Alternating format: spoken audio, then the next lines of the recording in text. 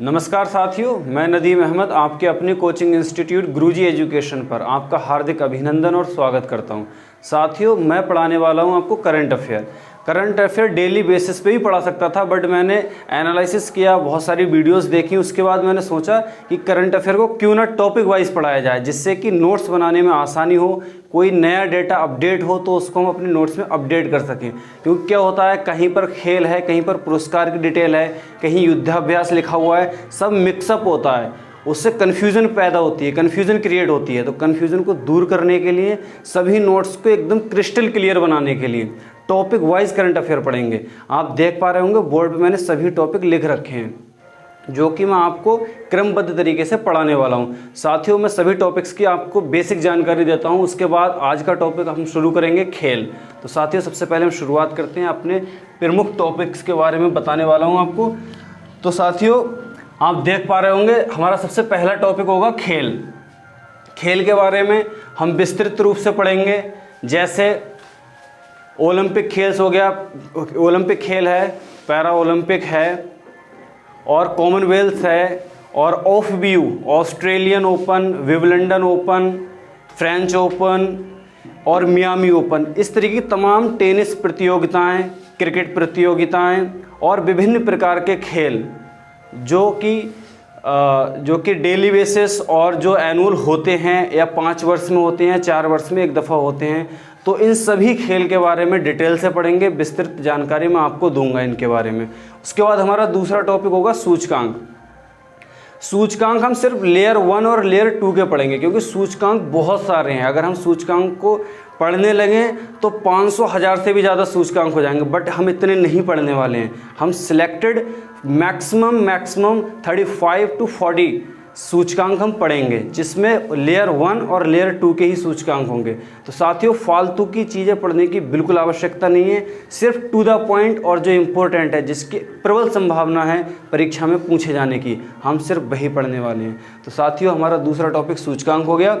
उसके बाद महत्वपूर्ण पुस्तकें, खासकर जो सुपर डेट के विद्यार्थी हैं या जो टीचिंग एग्जाम्स की तैयारी कर रहे हैं, और नॉर्मल एग्जाम्स में भी UPSSC है या SSC GD में भी, अगर जिसमें भी करंट अफेयर का पोर्शन पूछा जा रहा है, उसमें ये प्रबल संभावना है कि एक क्वेश्चन पुस्तकों से ज़रूर पूछा जाता है। तो साथियों, इस टॉपिक पे हम सबसे ज़्यादा ध्यान देंगे, क्यों यहाँ से फिक्स है एक क्वेश्चन बनना ही बनना है, तो यहाँ पर हम सबसे ज़्यादा ध्यान देंगे। उसके बाद हमारा चौथा है महत्वपूर्ण पुरस्कार। तो साथियों, जैसा कि आप जानते होंगे, नोबेल पुरस्कार है, भारत रत्न है और विभिन्न पुरस्कार हैं, रेमन मैग्सेसे पुरस्कार है। तो साथियों, इसके बारे में हम डिटेल से पढ़ेंगे। इसमें भी मैं आपको लेयर 1 और लेयर 2 के ही पुरस्कार पढ़ाऊंगा, क्योंकि बहुत सारे छोटे पुरस्कार भी हैं, लेयर 3 और उससे नीचे के भी पुरस्कार हैं, जो कि बिल्कुल भी महत्वपूर्ण नहीं हैं, अभी तक किसी भी परीक्षा में नहीं पूछे गए हैं। तो हमें फोकस करना है सिर्फ लेयर 1 और लेयर 2 की करंट अफेयर पे। तो साथियों, महत्वपूर्ण पुरस्कार के बाद हमारा 5वां टॉपिक होगा दिवस। आपको सिलेक्टेड, मेरे पास 65 मैंने सिलेक्टेड दिवस अपने नोट्स बुक में नोट किए हुए हैं, मैं आपके साथ वो शेयर करूंगा, इसका PDF भी शेयर करूंगा और आपको बोर्ड पे ही पढ़ाऊंगा मैं। इम्पोर्टेंट 65 डेज जो कि बहुत इंपॉर्टेंट है, इन्हीं से क्वेश्चन उठेगा, मैं ये गारंटी दे सकता हूँ, क्योंकि मैंने पिछले कई साल के पेपर्स को एनालिसिस किया, उसके बाद मैंने ये निष्कर्ष निकाला कि जो दिवस पूछे जा रहे हैं वो ज़्यादातर प्रबल संभावना होती है कि एनवायरनमेंट से रिलेटेड हों, एग्रीकल्चर से रिलेटेड हों। सबसे ज़्यादा दिवस पूछे जाने की संभावना रहती है एनवायरनमेंट और एग्रीकल्चर से। तो साथियों, इसको हमने अपने नोट्स में इंक्लूड किया है। उसके बाद हमारा आएगा योजनाएं।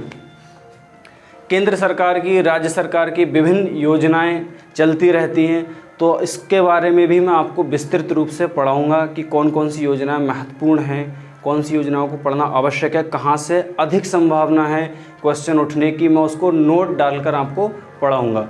उसके बाद हमारा आता है नियुक्ति एवं निधन। साथियों, यहाँ से भी 60 to 70% चांसेस बनते हैं कि क्वेश्चन बन जाए, बट क्योंकि पढ़ना है हमें, कंपटीशन में एक नंबर की वैल्यू होती है, तो हम किसी भी टॉपिक को हल्के में नहीं ले सकते। प्रत्येक टॉपिक पे हमें अपना 100% देना है। तो इस टॉपिक को भी हम अच्छे तरीके से कंप्लीट करेंगे, अच्छे तरीके से पढ़ेंगे। साथियों, अगला हमारा सम्मेलन एवं थीम है। हमारा 8 नंबर का टॉपिक सम्मेलन एवं थीम है। तो आप जानते होंगे ब्रिक्स है, G7 है, तमाम तरीके के सम्मेलन होते ही रहते हैं जो कि बहुत ही ज़्यादा महत्वपूर्ण होते हैं परीक्षा के दृष्टिकोण से। परीक्षा में यहाँ से क्वेश्चन बनते ही बनते हैं, तो इसको भी हम पूरी ईमानदारी और पूरी मेहनत लगन के साथ इसको 100% अपना देंगे कंप्लीट करने के लिए। और मैं कोशिश करूँगा कि आपको सिर्फ सिलेक्टेड सम्मेलन एवं थीम्स हैं, क्योंकि क्वेश्चन साथियों सम्मेलन में सम्मिलित देशों से उनकी थीम क्या थी, थीम से क्वेश्चन बहुत ज़्यादा पूछे जाते हैं। अगर सम्मेलन एनवायरनमेंट के विषय पे है, कोई एग्रीकल्चर का विषय है, तो उससे रिलेटेड जो सम्मेलन होते हैं उससे रिलेटेड जो उसकी थीम होती है उसके पूछे जाने की प्रबल संभावना होती है। तो साथियों मैं प्रत्येक सम्मेलन और उसकी थीम्स के बारे में आपको डिटेल से पढ़ाऊँगा। साथियों अगला हमारा टॉपिक है प्रमुख युद्धाभ्यास। खास करके उत्तर प्रदेश वाले छात्र ध्यान दें, युद्धाभ्यास है यूपी SSSC में एक क्वेश्चन बनता ही बनता है। अगर करंट अफेयर का पोर्शन दिया हुआ है तब युद्धाभ्यास से क्वेश्चन बनना ही बनना है। तो साथियों मैक्सिमम 15 to 20 युद्धाभ्यास ऐसे हैं इंपॉर्टेंट हैं जिनसे क्वेश्चन बन सकता है, तो मैंने सिर्फ उनको ही इंक्लूड किया है। मैंने बाकी फालतू की कोई भी इन्फॉर्मेशन नहीं रखी है, सिर्फ टू द पॉइंट और सिलेक्टेड युद्धाभ्यास ही मैंने अपने सिलेबस में अपने नोट्स में इंक्लूड किए हैं। आपको साथियों इन सभी टॉपिक्स की जैसे ही टॉपिक कंप्लीट होगा आपको मैं PDF शेयर करूँगा। सभी टॉपिक्स की PDF मिलेगी आपको, जो कि हमारे टेलीग्राम चैनल गुरुजी एजुकेशन के नाम से टेलीग्राम चैनल है, वहाँ पर आपको PDF मिल जाएगी। साथियों अगला हमारा नंबर 10 पे है एब्सेंट पोर्टल। आप जानते ही होंगे कि कोरोना काल में कोविड के समय विभिन्न सेंट्रल गवर्नमेंट ने एवं स्टेट गवर्नमेंट ने ऐप्स लॉन्च किए, तो यहाँ से भी प्रबल संभावना है क्योंकि आज डिजिटलाइजेशन हो रहा है, तो इस वजह से ऐप्स एंड पोर्टल का भी एग्ज़ाम्स के अंदर बहुत ही अच्छी संभावना है कि यहाँ से क्वेश्चन बने और पूछे जाएं। तो साथियों हम इसको भी अच्छे तरीके से पढ़ने वाले हैं। उसके बाद हमारा सामान्य जानकारी एवं घटनाएं, डेली बेसिस पे साप्ताहिक मंथली जो घटनाएं घटित होती हैं, कोई ऐसी घटना हो जाती है जैसे अभी मैं वीडियो बना रहा हूँ, अभी एक इशू चल रहा है यूक्रेन और रसिया का, तो जाहिर सी बात है इससे रिलेटेड भी करंट अफेयर्स में क्वेश्चन बनने की संभावना होती है। तो ये डेली बेसिस पे जो घटनाएं होती हैं 5 से 10 क्वेश्चन ऐसे होते हैं जो डेली बेसिस पे करंट अफेयर में सम्मिलित करने लायक होते हैं, जो कि मैं अपने नोट्स में इंक्लूड करूँगा, उसकी PDF बनाकर आपको भेजूँगा। और पर डे जब हमारी क्लास चलेगी करंट अफेयर की, तो ये 10 क्वेश्चन इस टॉपिक के अलावा जो मैं आपको खेल पढ़ाने वाला हूँ, खेल टॉपिक तो पढ़ाऊँगा ही पढ़ाऊँगा, बट उसके अलावा भी 5 से 10 क्वेश्चन आपको सामान्य घटनाएं एवं सामान्य जानकारी के बारे में आपको बताऊंगा, जिससे आप अवेयर रहें कि प्रेजेंट टाइम में वर्तमान में कौन सी घटनाएं घटित हो रही हैं, क्योंकि ये भी हमारे करंट अफेयर का एक बहुत महत्वपूर्ण विषय है जिसको हमें ध्यान में रखना है। तो मैं साथियों उम्मीद करता हूँ कि आपको ये सभी टॉपिक्स अच्छे से समझ में आ गए होंगे, आप समझ चुके होंगे कि हम कैसे करंट अफेयर पढ़ने वाले हैं। तो मैं उम्मीद करता हूं कि आप अच्छे से समझ चुके होंगे। साथियों अगर आपने अब तक हमारे चैनल को सब्सक्राइब नहीं किया है तो मैं आपसे अनुरोध करूंगा कि हमारे चैनल को सब्सक्राइब करें, वीडियो को लाइक करें। साथियों मैं हट रहा हूं 2 सेकंड के लिए, आप स्क्रीनशॉट ले सकते हैं। उसके बाद हम शुरू करेंगे अपना टॉपिक खेल।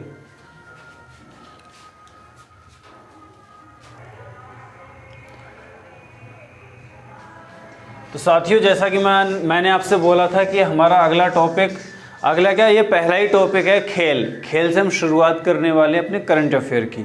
तो यहाँ पर आप बोर्ड पर देख पा रहे होंगे टेनिस ऑफ व्यू लिखा हुआ है, इसका मैं मतलब समझाऊंगा। और ये 4 टेनिस प्रतियोगिताएं हैं। ऑफ व्यू का मतलब है Australia open, French Open, Wimbledon and US open. इनका टाइम भी बोर्ड पर लिखा हुआ है। ये बहुत ही इंपॉर्टेंट है, यहाँ से एक क्वेश्चन बनता ही बनता है। खेल में सबसे महत्वपूर्ण जो है, एक तो अपना क्रिकेट हो गया, ओलंपिक हो गया, देन ये टेनिस, यहाँ से बहुत प्रबल संभावना होती है क्वेश्चन बनने की। तो साथियों सबसे पहले हम समझेंगे कि ऑफ व्यू, जैसा मैंने आपको बताया, Australian open, French, Wimbledon and US open, ये क्रम से चलते हैं। ऐसा नहीं है कि पहले विंबलडन हो गया बाद में फ्रेंच ओपन हो गया, ये पहले ऑस्ट्रेलियन हो गया बाद में US हो गया। इनका एक क्रम है। ऑस्ट्रेलियाई ओपन प्रत्येक वर्ष जैन मंथ में होता है, जनवरी में होता है। फ्रेंच ओपन मई जून में होता है। विंबलडन जून जुलाई में होता है। US ओपन अगस्त एंड सितंबर में होता है। साथियों परीक्षाओं में कई दफ़ा इनका क्रम पूछा गया है। कोई ऐसे क्वेश्चन बने हैं कि टेनिस प्रतियोगिताओं का क्रम क्या है, यानी कि ऑफ व्यू जो है ऑस्ट्रेलियन ओपन ऑप्शन में दिया हुआ होगा, ऑस्ट्रेलियाई Open, French Open, Wimbledon, US open, इनको क्रम से रखिए। तो साथियों इसके याद करने की ट्रिक है ऑफ व्यू, हम इसको ऑफ व्यू से याद रख सकते हैं। ये इनका क्रम है, ऑस्ट्रेलियाई Open, French Open, Wimbledon, then US Open. तो साथियों ये क्रम हमें याद रखना है। इनका टाइम भी चाहें तो याद रख सकते हैं, बट इतना इंपॉर्टेंट नहीं है कि ये प्रतियोगिता कौन से महीने में होती है, बट ये इंपॉर्टेंट है इनका क्रम। उसके बाद हमारा सबसे पहला टेनिस प्रतियोगिता की सबसे पहले ऑस्ट्रेलियन ओपन पढ़ेंगे हम। ऑस्ट्रेलियन ओपन 2022 के विजेता, उपविजेता, पुरुष एकल का विजेता, पुरुष एकल का उपविजेता, महिला एकल विजेता एवं महिला एकल उपविजेता। तो साथियों यहाँ पर ये चारों नाम आपको याद रखने बहुत इंपॉर्टेंट है, क्योंकि क्वेश्चन सिर्फ विजेताओं से ही नहीं पूछा जाता है, अपितु क्वेश्चन उपविजेता से भी बनता है। क्वेश्चन में ये भी पूछ सकता है कि ऑस्ट्रेलियन ओपन 2022 का उपविजेता कौन था, पुरुष एकल का या महिला एकल का। तो साथियों ऐसा नहीं सोचना है कि सिर्फ हम विजेता को ही याद रख के अपने क्वेश्चन को सही कर सकते हैं, 100% श्योरिटी कर सकते हैं कि हमारा क्वेश्चन गलत नहीं होने वाला है। साथियों एग्जामिनर बहुत चालाक होता है, वो कहीं से भी पूछ सकता है। ये डिपेंड करता है एग्ज़ाम के डिफ़िकल्टी लेवल पे कि एग्ज़ाम कितना डिफ़िकल्ट है, मॉडरेट है, इजी है, डिफ़िकल्ट है, ये डिपेंड करता है उसके लेवल ऑफ डिफ़िकल्टी पे।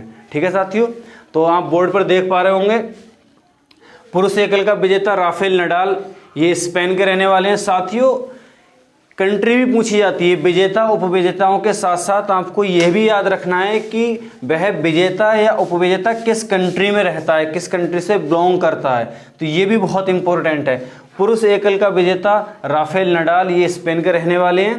पुरुष एकल के उपविजेता डेनियल मेदवेदेव हैं, ये रशियन हैं, रूस के रहने वाले हैं, ये भी याद रखना है हमें। महिला एकल का विजेता एशले वार्डी हैं, एशले वार्डी ऑस्ट्रेलियन है, ये ऑस्ट्रेलिया के रहने वाली हैं। महिला एकल की उपविजेता डेनियल कॉलिंस है। साथियों मैं आशा और उम्मीद करूंगा कि आप इसका स्क्रीनशॉट ले चुके होंगे, अगर नहीं लिया है तो इसका स्क्रीनशॉट ले लीजिए, उसके बाद हम अपना नेक्स्ट शुरू करेंगे। साथियों एक और इम्पोर्टेंट पॉइंट है जो आपको मैं बताने वाला हूँ, हो सकता है 2022 की आप परीक्षा दे और उसमें ये क्वेश्चन पूछ ले, क्योंकि ये इम्पोर्टेंट है। नोवाक जोकोविच प्रीवियस ईयर इन्होंने ये खिताब जीता था, एक ही नहीं, इन्होंने Australian open, French Open, Wimbledon 3 खिताब जीते थे। तो साथियों याद रखना है नोवाक जोकोविच अब की ऑस्ट्रेलियन ओपन में पार्टिसिपेट नहीं कर सके, ये सबसे इम्पोर्टेंट है, क्योंकि नोवाक जोकोविच एक बहुत ही माने हुए, बहुत ही चुनिंदा खिलाड़ी हैं इस प्रतियोगिता के। उन्होंने इसमें पार्टिसिपेट करने से इनकार कर दिया, क्योंकि उनसे कहा गया था कि वैक्सीनेशन कंपलसरी है।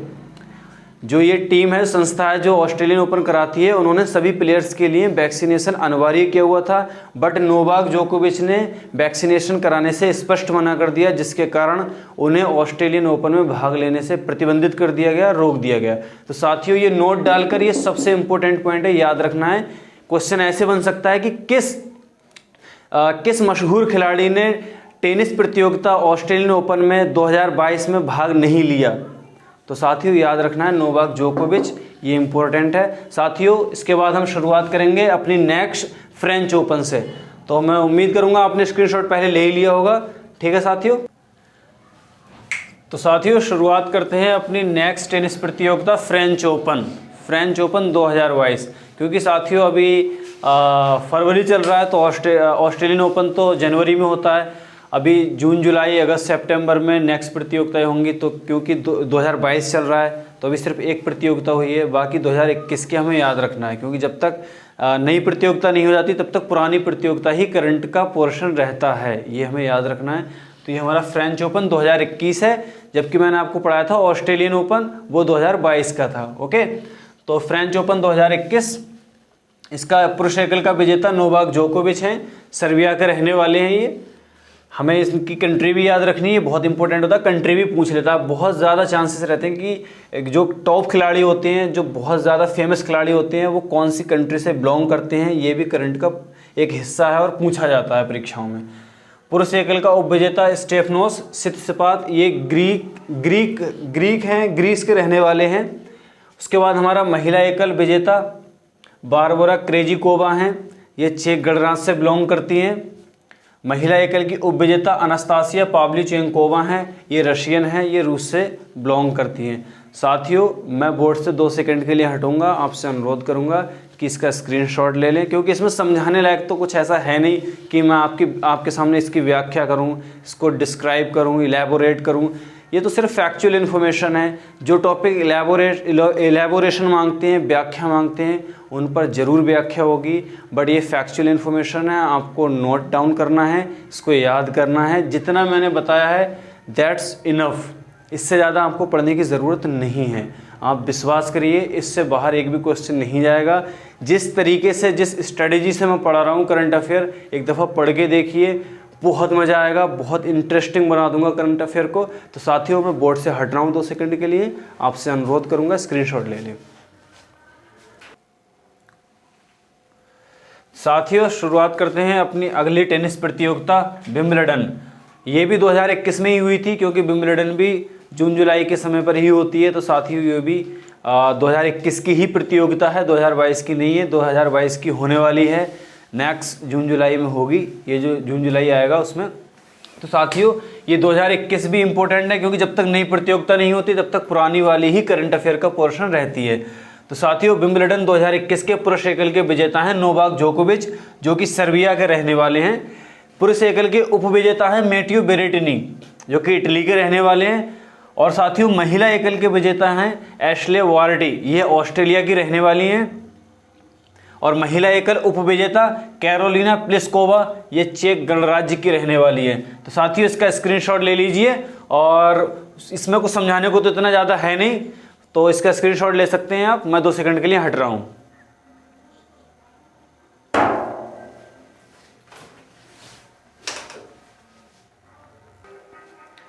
तो साथियों, अपना अगला टेनिस प्रतियोगिता है यूएस ओपन।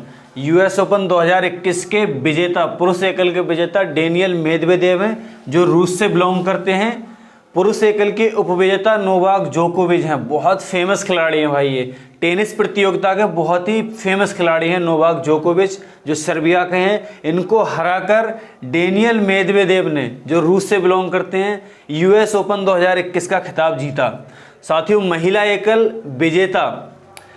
एकल की विजेता इम्मा रेडुकॉन हैं, ये 18 ईयर ओल्ड ब्रिटिश प्लेयर हैं। साथियों, ये इंपॉर्टेंट बन जाता है, क्योंकि ये बहुत कम उम्र की प्लेयर हैं जिन्होंने यूएस ओपन 2021 जीता।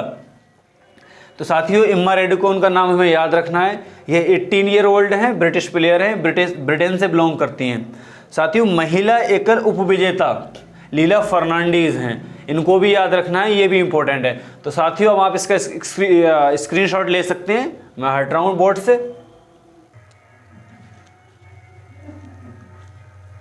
तो साथियों, अपनी अगली टेनिस प्रतियोगिता मियामी ओपन है, मियामी ओपन 2021। साथियों, ऑफ व्यू कंप्लीट हो चुका है। ऑफ व्यू सबसे इंपॉर्टेंट था, वह लेयर 1 का करंट अफेयर था, ये लेयर 2 है। साथियों, जानना ज़रूरी है लेयर 1 और लेयर 2 क्या होता है। लेयर 1 टॉप लेवल की चीज़ें हैं, जो इंटरनेशनली सभी लोग जानते हैं। फीफा वर्ल्ड कप हो गया, ओलंपिक्स हो गए, पैरा ओलंपिक्स हो गए, ये लेयर 1 कहलाता है। लेयर 2 ये हो गया खेलो इंडिया यूथ गेम्स हो गया, लोकल रणजी ट्रॉफी हो गई, ये लेयर 2 और लेयर 3 में आते हैं। तो साथियों, लेयर 1 सबसे इंपॉर्टेंट होता है, उसके बाद लेयर 2 आता है। तो ये मियामी ओपन लेयर 2 के अंदर फॉल करेगा। तो साथियों, ऑफ व्यू कंप्लीट हो चुका है। मैं उम्मीद करता हूं कि आपको अच्छे से समझ में आया होगा, और उसमें समझाने के लिए कुछ ऐसा था भी नहीं, सभी फैक्चुअल इन्फॉर्मेशन है, आपको याद करना है, दैट्स ऑल। तो साथियों, मियामी ओपन 2021, ये इसका आयोजन फ्लोरिडा में हुआ था, ये याद रखना है हमें। पुरुष एकल के विजेता हॉवर्ड हरकाज हैं, ये भी याद रखना है। पुरुष एकल के उपविजेता जन्निक सिन्नर हैं, ये भी याद रखना है। महिला एकल की विजेता एशले वार्डी हैं, बहुत ही फेमस खिलाड़ी है एशले वार्डी। इन्होंने ऑस्ट्रेलिया ओपन और ऑफ व्यू में भी कई सारे खिताब जीत रखे हैं। तो साथियों, महिला एकल की उपविजेता वियाना एंड्रेस्यू हैं। अब आप इसका एक स्क्रीनशॉट ले लीजिए और इसको अपने कॉपी में जहां आप नोट्स बना रहे हैं करंट अफेयर के, पूरा टॉपिक वाइज हेडिंग डालकर आप इसको लिखिए, तरीके से लिखिए जैसे मैं पढ़ा रहा हूँ, बिल्कुल टॉपिक वाइज है, सीक्वेंस में है, क्रमबद्ध है। ऐसा नहीं है कि कहीं से कुछ उठा लिया, पहले ऑफ व्यू करा दिया या मियामी करा दिया या टेनिस टूर्नामेंट का सीक्वेंस ही बिगाड़ दिया। मैं जो पढ़ा रहा हूँ वो सभी एक सीक्वेंस में है साथियों, आप समझने की कोशिश करें। जब चीज़ें सीक्वेंस में होती हैं तो उनको सीखना, उनको याद करना, उनको पढ़ना आसान होता है। तो कभी भी किसी भी सब्जेक्ट की पढ़ाई करें, ये सिर्फ करंट अफेयर के साथ नहीं है, किसी भी विषय की आप पढ़ाई करेंगे और उसको क्रमबद्ध तरीके से पढ़ेंगे, शुरू से लेकर अंत तक, शुरू से अंत तक पढ़ेंगे तो वह विषय आपको अच्छे से समझ में आएगा, उसमें आप पारंगत हो सकते हैं। अपितु अगर आप बीच में से पढ़ रहे हैं, कभी कुछ पढ़ रहे हैं, कभी कुछ पढ़ रहे हैं, तो सिर्फ हौच पौच होगा, आपका टाइम बर्बाद होगा, इसके अलावा कुछ नहीं। तो आपको सबसे पहले तो इसको टॉपिक वाइज टॉपिक बना लेने हैं अपने नोटबुक में, उसके बाद खेल सेक्शन में अपना सबसे पहले ऑफ व्यू, उसके बाद मियामी ओपन। तो साथियों अब हम चलते हैं अगले अपने टेनिस टूर्नामेंट पे। तो मैं हट रहा हूँ बोर्ड से। आप साथियों अपनी अगली टेनिस प्रतियोगिता है हॉफमैन कप 2019। ये हॉफमैन कप 2019 में अंतिम वार हुआ था, अंतिम हॉफमैन कप 2019 में हुआ था। उसके बाद ये प्रतियोगिता नहीं हुई है कोविड के कारण। अब देखते हैं कब होती है, लेकिन जब तक ये प्रतियोगिता दोबारा नहीं होगी तब तक यही डेटा हमारे लिए करंट अफेयर कहलाता है। साथियों इसको याद रखना बहुत ज़रूरी है। हॉफमैन कप 2019, इसका विजेता स्विट्ज़रलैंड रहा था, उप विजेता जर्मनी रहा था। साथियों बेसिकली इसमें ये कंट्रीज़ के बिटवीन होता है, ये मैच जो है हॉफमैन कप जो है 2 कंट्रीज़ के बीच खेला जाता है। तो इसमें विजेता और उप विजेता कंट्रीज़ होती है, ना कि पर्सन, इंडिविजुअल नहीं होता है, कंट्री होती है। तो हॉफमैन कप 2019 का विजेता स्विट्ज़रलैंड रहा और उप विजेता जर्मनी रहा। साथियों डेविस कप को टेनिस का वर्ल्ड कप भी कहा जाता है। साथियों डेविस कप को टेनिस का वर्ल्ड कप भी कहते हैं। तो साथियों डेविस कप 2021 का विजेता रूस रहा और उप विजेता क्रोएशिया रहा। साथियों इसमें भी सेम मेथड है, जैसे हॉफमैन में कंट्रीज़ विजेता होती हैं, जैसे क्रिकेट में होता है कि इंडियन टीम जीत गई या इंडिया ने वर्ल्ड कप जीत लिया। सेम, बिल्कुल सेम पैटर्न हॉफमैन कप और डेविस कप के साथ है। इसमें भी इसका डेविस कप 2021 का विजेता रशिया रहा, इसने क्रोएशिया को हराकर डेविस कप पर अपना कब्जा जमाया। साथियों अगला हमारा टेनिस टूर्नामेंट विश्व बैडमिंटन चैंपियनशिप है। सॉरी साथियों ये टेनिस नहीं बैडमिंटन है। विश्व बैडमिंटन चैंपियनशिप 2021 के विजेता, इसका आयोजन स्पेन में हुआ था। इसके पुरुष एकल के विजेता लोह कीन येव हैं। आप बोर्ड पर देख पा रहे होंगे, काफ़ी कठिन नाम है, कठिन नहीं है बट यह इंडियन नेम नहीं है तो थोड़ा मुश्किल लगता है। पुरुष एकल विजेता लोह कीन येव हैं, ये सिंगापुर से बिलोंग करते हैं। और महिला एकल की विजेता अकाने यामागुची हैं, जो जापान से बिलोंग करती हैं। तो साथियों इसी के साथ अपनी टेनिस और बैडमिंटन की सभी महत्वपूर्ण लेयर 1 और लेयर 2 की करंट अफेयर होती है ख़त्म। इसके अलावा आपको कुछ भी पढ़ने की ज़रूरत नहीं है, कुछ भी। ये लेयर 1 और लेयर 2 ही इंपॉर्टेंट है परीक्षा के दृष्टिकोण से। आप मैगजीन पढ़ेंगे, अदर चैनल्स पर करंट अफेयर्स के टॉपिक देखेंगे, वीडियोस देखेंगे, बहुत सारा मेथड मिलेगा, बहुत सारा मैटर मिलेगा आपको, बट सभी बेकार है। इस पर्पज से कि आप अगर उत्तर प्रदेश की परीक्षा दे रहे हैं, आप ग्रुप सी और ग्रुप डी की कैटेगरी में फॉल कर रहे हैं, उस ग्रुप की परीक्षा देने का तैयारी कर रहे हैं, तो साथियों ये इनफ है। बट अगर आप यूपीएससी या ग्रुप ए ग्रुप बी की तैयारी कर रही हैं तो आपको फिर डीपली पढ़ना पड़ेगा, सभी प्रतियोगिताओं के बारे में आपको बेसिक जानकारी रखनी पड़ेगी। आपकी परीक्षा के दृष्टिकोण से उत्तर प्रदेश पुलिस, लेखपाल, UPSSC की जो परीक्षाएं होती है उनके दृष्टिकोण से, SSC GD, SSC 10+2 साथियों, और इसके साथ साथ रीट में भी एक आधा क्वेश्चन पूछ लिया जाता है करंट अफेयर से, बट ज़्यादा नहीं पूछा जाता है। तो इन परीक्षाओं के दृष्टिकोण से ये महत्वपूर्ण है साथियों। इसके अलावा आपको कुछ भी पढ़ने की ज़रूरत नहीं है इस सेक्शन में। तो मैं उम्मीद करता हूं कि मैंने जितना भी अभी तक आपको पढ़ाया है अच्छे से समझ में आ रहा होगा, आपको कंटेंट पसंद आ रहा होगा। साथियों बोर्ड पर पहले लिख रहा हूं, उसके बाद रिकॉर्डिंग शुरू कर रहा हूं, क्योंकि हमारी रिकॉर्डेड वीडियो है, लाइव नहीं है। समय बचाने के लिए, आपका भी समय बचेगा, हमारा मेन उद्देश्य यही है कि हमें छात्रों का समय बचाना है, कीमती समय बचाना है।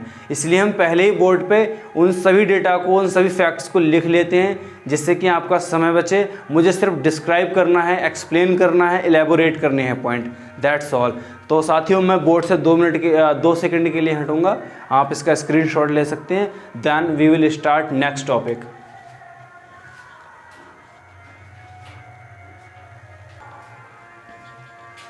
साथियों 2-3 पॉइंट रह गए थे, मैंने वीडियो क्लोज कर दिया था, बट बाद में मैंने चेक किया अपने नोट्स को, तो उसमें 2-3 पॉइंट बचे हुए थे जो कि बहुत इंपॉर्टेंट थे। मैंने सोचा इनको भी इसी वीडियो में इंक्लूड कर देता हूं, क्योंकि नेक्स्ट पार्ट जो आने वाला है वो बिल्कुल डिफरेंट होगा, ओलंपिक्स, पैरा ओलंपिक्स पे होगा और कॉमनवेल्थ से रिलेटेड उस पर क्वेश्चंस होंगे उस टॉपिक में। तो साथियों बैडमिंटन, टेनिस एंड हॉकी, ये तीनों हमने इसी वीडियो में इंक्लूड करने हैं। तो साथियों अब आप ATP कप 2022, इसका आयोजन सिडनी ऑस्ट्रेलिया में हुआ था एंड इसका भी सेम पैटर्न है, कंट्रीज बिटवीन कंट्रीज होता है। तो आयोजन सिडनी ऑस्ट्रेलिया में हुआ था, इसका विजेता कनाडा एंड उपविजेता स्पेन रहा। साथियों हॉकी विश्व कप 2018, हॉकी विश्व कप 2018 का आयोजन भुवनेश्वर उड़ीसा में हुआ था। इसमें बेल्जियम विजेता रहा और उपविजेता नीदरलैंड रहा। बोर्ड पर देख पा रहे होंगे, मैंने पहले ही ये लिख रखा है बोर्ड पे। साथियों ये नोट डाल के मैंने लिखा हुआ है 2023 में राउरकेला उड़ीसा में आयोजन होगा। तो साथियों अगला जो हॉकी वर्ल्ड कप होगा वह भी भारत में ही होगा, क्योंकि भारत के उड़ीसा में हॉकी का बहुत ही ज़्यादा अच्छे तरीके से, जो उड़ीसा के चीफ मिनिस्टर हैं उन्होंने फाइनेंशियली हॉकी को सपोर्ट किया है। जिस टाइम पे कोई भी राज्य, इवन सेंट्रल गवर्नमेंट ने भी इतना इसको प्रोत्साहन नहीं दिया, फाइनेंशियली सपोर्ट नहीं दिया वर्ल्ड कप के लिए, बट उड़ीसा के जो चीफ मिनिस्टर हैं, मैं नाम भूल रहा हूँ, शायद नवीन पटनायक हैं, उन्होंने हॉकी को बहुत सपोर्ट किया, उन्होंने फाइनेंस किया। तो साथियों अगेन 2023 में जो हॉकी वर्ल्ड कप होगा वो राउरकेला उड़ीसा में होने वाला है।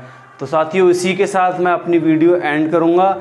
मैं आपसे अनुरोध करूंगा कि अब तक मेरे पढ़ाए हुए में आपको कोई डॉट, किसी तरीके कोई प्रश्न या कोई डेटा मिसमैच है तो प्लीज़ डिस्क्रिप्शन में, प्लीज़ कमेंट में, कमेंट सेक्शन में अपनी कमेंट ज़रूर करें। एंड अगर आपको ये वीडियो पसंद आया हो तो अपने दोस्तों के साथ शेयर करें और वीडियो को लाइक करें। साथियों अगेन मैं आपसे रिक्वेस्ट करूँगा कि अगर आप हमारे YouTube चैनल पर नए हैं तो प्लीज़ चैनल को सब्सक्राइब ज़रूर करें। इसी के साथ मैं विदाई लेता हूं आपसे, मिलते हैं नेक्स्ट वीडियो में, तब तक के लिए जय हिंद, जय भारत।